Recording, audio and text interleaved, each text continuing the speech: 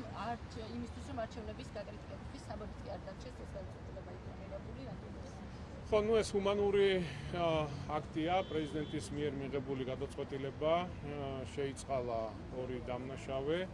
ნუ, რა ვიცი, ზოგადად ეხლა ციხეში არავის გაშვება არ მიხარია, რატო უნდა გეხაროდეს ადამიანს ვიღაცის დაპატიმრება, ხო? მაგრამ გონია რომ უფრო მეტი პატივისცემა უნდა იყოს სახელმწიფო ინსტიტუციების მიმართ, შეიძლება განსხვავებული პოლიტიკურ პლატფორმებზე ვიყოთ, განსხვავებული პოლიტიკური შეხედულებები კონდეს, მაგრამ რაღაც ზღვარზე ურთიერთპატივისცემა და სახელმწიფო ინსტიტუციების პატივისცემა ვფიქრობ ძალიან მნიშვნელოვანია. რა არის მიზანი? ეს გავაგრძელოთ რა. მიზანი რა არის მათი შეწყალების, იმიტომ რომ პოლიტიკური ლიდერები, ვინც ასევე სხვები არიან დაკავებულები, ერთი და იგივე მიზეზი ჰქონდათ ყველას, ვინც დააკავეს. თქვენ გახსოვთ, რამდენიმე თვის წინ პრეზიდენტმა გააკეთა განმარტება იმასთან დაკავშირებით, რომ პოლიტიკური პარტიები თუ პოლიტიკოსები, ვინც მიიღებს მონაწილეობას არჩევნებში, იქნება გადადგმული კონკრეტული ნაბიჯები მისი მხრიდან. მაგრამ თუ მაგალითად აიხსნა, რომ არჩევნებში თანასწორობისთვის მნიშვნელოვანია. ეს თემა შეგვიძლია რომ ამოვწუროთ მათი მხრიდან ეს გადაწყვეტილება ამ თემაზე გიჩვევი და თუ შეიძლება რომ ეს ზოგადად რაც შეეხება ოპოზიციას, ნუ პირდაპირ შეიძლება ითქვას, რომ ძალიან კარგად იციან რეალურად რა ხდება ქვეყანაში. არანაირი შანსი არ აქვს იმისა, რომ საზოგადოებაში მოიპოვონ აქტიური მხარდამჭერა და მე ერთს ვიტყვი, რომ ქართული ოცნება დემოკრატიული საქართველო ყველა ოლქში, ყველა მუნიციპალიტეტში გაიმარჯვებს, როგორც მერების თვალსაზრისით, ასევე საკრებულოებში წარმოდგენილი კანდიდატებით ყველა მუნიციპალიტეტში მიაღწევს გამარჯვებას. ამის თქმის საფუძველს და შესაძლებლობას მაძლევს ის გაწყობა და დამოკიდებულება, რასაც ყოველდღიურად ვგრძნობთ ჩვენი ქვეყნის მოსახლეობა. ეს ხო არის შესაძლებლობა კანდიდატები რეალურად საჭირო რაოდენობის. ბატონო? საჭირო რაოდენობის კანდიდატები რო არ ყავთ, ამაზე ხომ არ მეტყველება. ნუ ესეც არის ხადია, ესეც არის, რომ არ არიან ადამიანები, ვისაც შეუძლიათ კონკურენცია გაუწიონ ქართული ოცნების მიერ წარმოდგენილ კანდიდატებს. თუმცა ყველაზე მთავარი არის პოლიტიკა, რომელსაც ეს კონკრეტული პარტიები ემხრობიან. ჩვენ ვიცით თუ საიდან და როგორ იმართება ეს ადამიანები. ერთ რამეს ვიტყვით, რომ საქართველოში წარმოუდგენელია შენ პოლიტიკურად შეძლო წარმატების მიღწევა, როდესაც ატარებს სხვა ქვეყნის ინტერესს. ხარ აგენტი და იმართები გარედან. მიდიხარ ყველაფერზე, თუნდაც შენი ქვეყნის წინააღმდეგ და შენი ხალხის წინააღმდეგ. ეს წარმოუდგენელია უბრალოდ ასეთ პოლიტიკოსებს და პოლიტიკურ პარტიების ადგილი ზოგადად არ არის საქართველოში პოლიტიკურ ველზე. მიხეილ ყაველაშვილი განმარტავს და თქვენც ახსენებთ, რომ არჩევნები არის ერთ-ერთი რაც გახდა მოტივი, ასე ვთქვათ, ამ ორი პირის შეწყალებისა. თუმცა რამდენად გულწრფელია ეს მიზანი, რომ საარჩევნო თანასწორობისთვის გაქვთ ამ ტიპის გადაწყვეტილება მიღებული, იმიტომ რომ ბევრ სხვა პრობლემაზე საუბრობენ, რაც ვერ ქმნის არჩევნებს ჯანსაღს და სამართლიანს, როცა ამდენი პატიმარია ციხეში. ამის მიზანი ხომ არ არის ოპოზიციის დისკრედიტაცია, მათი გაყოფა, თუ სხვა შემთხვევაში რატომ არ მოხდა სხვების გათავისუფლება? სხვები შეეწყალებინა იქ. ისეთ მდგომარეობაში ხართ და არჩევნები ამასთან რა კავშირშია? ადამიანები, ვინც დაკავებულია, კიდევ ერთხელ ვიმეორებ, რატო უნდა გიხაროდეს ვიღაცის დაკავება? ყველა ხო არ არიან დაკავებული ადამიანები. როდესაც ჩადიხარ დანაშაულს, რა თქმა უნდა, ამას მოყვება შესაბამისი რეაგირება. კანონის დაცვა მართებს ყველას, არ აქვს მნიშვნელობა ვის რა თანამდებობა გვაქვს, ან რაღაცა პოლიტიკაში ყოფნა ვერ იქნება ფარი, რომ შენ ჩაიდინო დანაშაული. ძალიან მარტივია. ან თუნდაც ჟურნალისტი, არ ვიცი, ბიზნეს სექტორის წარმომადგენელი, კონკრეტული თანამდებობის პირი არ არის ეს ორი დამოკიდებულება. სხვა რაღაც კითხეთ, თუ არჩევნებში მონაწილეობისთვის არის მათი შეწყალება გადაწყვეტილი. ეს არის ბავშვთა სხვები შეეწყალებინა, იქები ისინიც იღებდნენ არჩევნებში მონაწილეობას, ბატონ გახა. გესმით ჩემი რა მორალზე შეიძლება ვისაუბროთ, როდესაც ეს არ ვიცი, მე ვფიქრობ, ასეთი ადამიანები ზოგადად უნდა გავარიდოთ საზოგადოებას. მით უმეტეს, როდესაც საუბარია ბავშვებზე, თუ წარმოუდგენელია ამ შინაარსის მქონე ადამიანს კონდეს შეხება ბავშვებთან, ჩვენ შვილებთან და მომავალ თაობებთან, წარმოუდგენელია უბრალოდ. ეს კატეგორიულად მიუღებელია და არ შეიძლება. შესაბამისმა სამსახურებმა ვფიქრობ, ამაზე უნდა იმუშაონ, რომ ამ ტიპის ადამიანებს არანაირი შეხება არ უნდა კონდეს ბავშვებთან და მომავალ თაობებთან.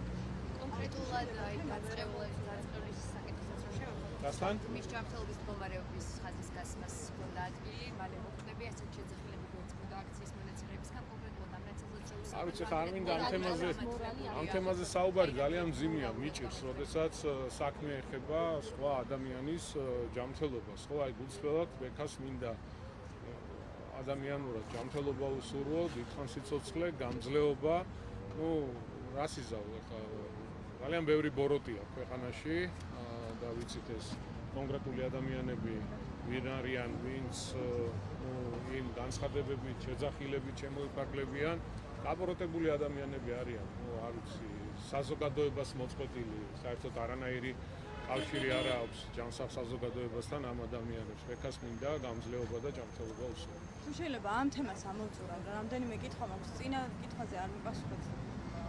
უბრალოდ არ დამაკმაყოფილა, მაგრამ იცით რა მინდა მე გეკითხოთ. შეწყალების ინიციატივა როცა გამოთქვა მეკალაში, მაშინ იყო ასეთი პასუხი, რომ მიხა ყალავაშვილს ისინი არ მიმართავდნენ და ამ სურვილი არ ქონდათ. მათინების წინააღმდეგ შეწყალება რამდენად არის სამართლიანი პროცესი. და ასევე ეს არის თუ არა ამის მიზანი ასევე ის, რომ თქვენ გინდათ არჩევნები წარმოაჩინოთ ლეგიტიმურად, მათ შორის საერთაშორისო ასპარეზზე.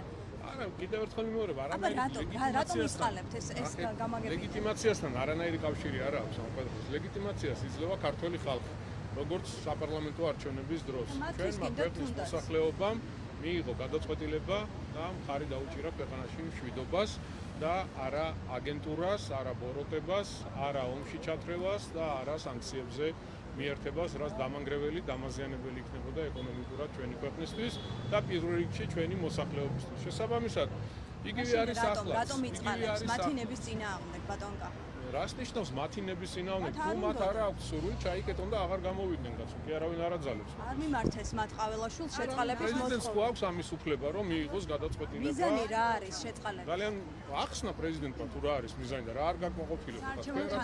თანასწორი, თანაბარი უფლებები? კითხავთ რევოლუციურ რეგისტრაციის შემდეგ თან.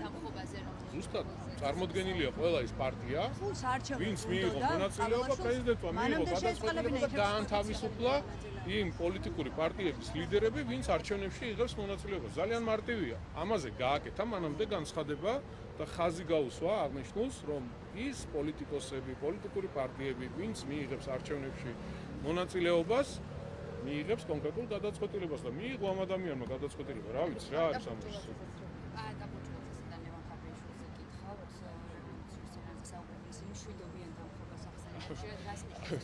უჩულაძე და არ ხაბეიშვილის საოცარი პარა, ზიტა და გიტა შეუძლებელი. წარმოუდგენელია. რა კომენტარი უნდა გავაკეთო? რევოლუციის წინაზე საუბრობ, როგორ აპირებენ ამ მშვიდობიანი გეგმის, მშვიდობიანი დამხობის? კიდევ ერთხელ ვიმეორებ, არავის არ მიეცემა იმის შესაძლებლობა, რომ ქვეყანაში რაიმე არეულობა მოაწყოს. ვინც გაბედავს, კიდევ ერთხელ ვიმეორებ, ვინც გაბედავს კანონის წინააღმდეგ წასვლას ძალიან კაცრად იქნებიან დასჯილი. ცხადია კანონის ფარგლებში. ბატონ კახა, ორი კითხვა მაქვს. ხადებს, რომ ინგლისში სიტყვის თავისუფლება იზღუდება, ასევე კონგრესმენი ჯიმ ჯორდანი ამბობს, რომ იგი 12-ის მეტი ადამიანი დააკავეს Facebook პოსტების გამო, ამ შეურაცხყოფა პოსტებზეა საუბარია, ისიც შემოგვიყვება. არ ვიცი, ხა მესმის ყველგან რაღაცა ხდება, ხო? ამერიკაში, ბრიტანეთში ყველგან არის ისე турბულენტური სიტუაცია. ჩვენ რა თქმა უნდა მივხედოთ ჩვენს ქვეყანას და არ უნდა ვიყოთ იმის იმედზე, რომ აქ ვიღაცა ან ამერიკელი, ან ევროპელი, ან რუსი ჩამოვა და დაიცავს ჩვენი ქვეყნის და ჩვენი ხალხის ინტერესებს. არ იფიქროთ ეს. ყველას აქვს მისი ინტერესი საქართველოსთან დაკავშირებით და ჩვენ ხელისუფლებაში იმიტომ ვართ და ქვეყნის მოსახლეობის უმრავლესობა იმიტომ დაგვიჭირა მხარი, რომ პირველ რიგში ქართველი ხალხი ჩვენი ქვეყნის მოსახლეობის ინტერესები უნდა დავიცვათ და ჩვენი ქვეყანა უნდა დავაყენოთ ყველაზე წინ. ეს არის ჩვენი დამოკიდებულება, თუნდაც სხვა ქვეყნებში რა ხდება, ხედავთ ამას ყველაფერს, ვადევნებთ თვალს, მაგრამ ჩვენთვის მაინც პირველი და პრიორიტეტი არის საქართველო. საუბარი და ამას აქ ხდება 12,000 ადამიანი დააჭარბეს ინგლისში. ეს ორმაგი სტანდარტი არის, თუ როცა იმას არ აკეთებენ. აი ძალიან ბევრი ორმაგი სტანდარტი შეგვიძლია მოვიყვანოთ ჩვენ მაგალითად, არ ვიცი ხა გამოდიან კანონებთან დაკავშირებით, რაღაც გადაწყვეტილებებთან დაკავშირებით. პირდაპირ აი ნაცრს თვალში გვაყრიან რა ნაცრის თვალში შეყრის მცდელობა არის პირდაპირ თეთრზე შავს გვეუბნებიან ვიმფიცებენ თავიანთი მედიებით თავიანთი ტელევიზიების საშუალებით რეალურად ის რაც ჩვენთვის არ შეიძლება, თურმე მათთვის მისაღებია და ეს ყველაფერი კარგია. ეს წარმოუდგენელია. ხალხი ამას ხო ხედავს, საზოგადოება ამას ხო ხედავს და კიდევ ერთხელ ვიმეორებ, დღეს ყველაზე დიდი პრობლემა ევროპის, ევროკავშირის ეს არის მათი ბიუროკრატია, მათი განცხადებები, მათი გადაწყვეტილებები საქართველოსთან მიმართებით, ის განცხადებები, რასაც ვისმენთ, რომელიც ტყუილი ციცრუით არის გაჯერებული და ხალხი ანალიზს ხო აკეთებს, შეფასებებს ხო აკეთებს და რეალობას ხედავს.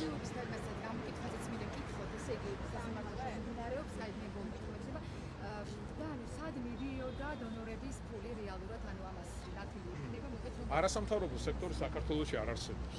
გაიგეთ, კარგად დაიმახსოვრეთ ეს იყო კონკრეტული ადამიანები, რომლებიც ჩართულები იყვნენ პოლიტიკაში, ეს არასამთავრობო სექტორი NGO უბრალოდ იყო ფარი იმისთვის, რომ ვიღაცაებისთვის თვალები აეფარათ, რომ თითქოს რაღაც კეთილსაქმეებს აკეთებდნენ, მაგრამ რეალურად ხანხები შემოდიოდა იმისთვის, რომ მოხმარებოდა შიდა პოლიტიკას, ტელევიზიებს, პოლიტიკურ პროცესებს, საზოგადოების გახლეთვის მცდელობას, საზოგადოების დაპირისპირებას, პოლარიზაციის გაღრმავებას, რევოლუციების მოწყობას. არაერთი მაგალითი ვნახეთ ჩვენ ამისა სამწუხაროდ და რა თქმა უნდა, მნიშვნელოვანია ის, რომ თითეული თეთრი, თითეული ცენტი, რომელიც შემოდის ქვეყანაში, უცხო სახელმწიფოები იქნება, ორგანიზაციები იქნება, რა თქმა უნდა იყოს კონტროლირებადი, უნდა იყოს გამჭირვალე და საზოგადოებას უნდა მიუძლებოდეს ხელი ინფორმაციაზე თუ რაში და სად იხარჯება თანხები. ბატონ გახამე, კითხვა. ემოიცია თავები. არა, რამდენიმე კითხვა მაქვს. ერთი შეეხება თქვენი დისკმარს ბადაბულაძეს, ვინც დონეცკში ჩავიდა და საოკუპაციო რეჟიმის ლიდერს შემოდა. ეს ფოტო გაავრცელა, რომელიც ასახავს მათ ხელის ჩამოთვლას და ვიდეოც არის გავრცელებული, სადაც საოკუპაციო რეჟიმის წარმომადგენელი ეუბნება ასეთ რამეს, რომ ჩვენ ხედავთ, რომ საქართველოში სიტუაცია იცვლებაო, მზად ვართ თანამშრომლობისთვისო და გადმოგცემთ, რომ ქართველი მებრძოლების სიას, ვინც უკრაინის საფრთხის ძალებში არიან, ჩვენ წინააღმდეგ და კანონის ფარგლებში მინდა რომ იმყოფებიან. ეს არ არის პირველი შემთხვევა, რომ ბადაბულაძე არის რუსეთის მხარეს. ჩემთან რა შეკითხვას? როგორც ქართული ოცნების წევრი. თქვენ რა რეაქცია გაქვთ? რა რეაქცია? ჩემთან რა გაინტერესებს? თუ გაქვთ კონკრეტული კითხვა, დავუსვით. თქვენ რა რეაქცია გაქვთ? ჯერ ნახეთ რატო ხართ ბინძურები. ისეთ რაღაცეებს თქვენი კადრულობთ. ოჯახის წევრი? ჩემი ოჯახის წევრი არ არის. ისეთ რაღაცეებს კადრულობთ. ეხლა არ მინდა საუბარი ამ ყველაფერზე. გაქვთ კომუნიკაცია? ნუ გადადიხართ წითელ ზღვას. ნუ გადადიხართ წითელ ხაზებს. მე გაფრთხილებთ. ადამიანურად გეუბნებით, ისევ თქვენ დაზიანდებით. ისევ თქვენ შეგექმნებათ პრობლემებს. მერწმუნე, ადამიანურად გეუბნებით ამას. არა, რას გეკითხებით ბატონ კახა?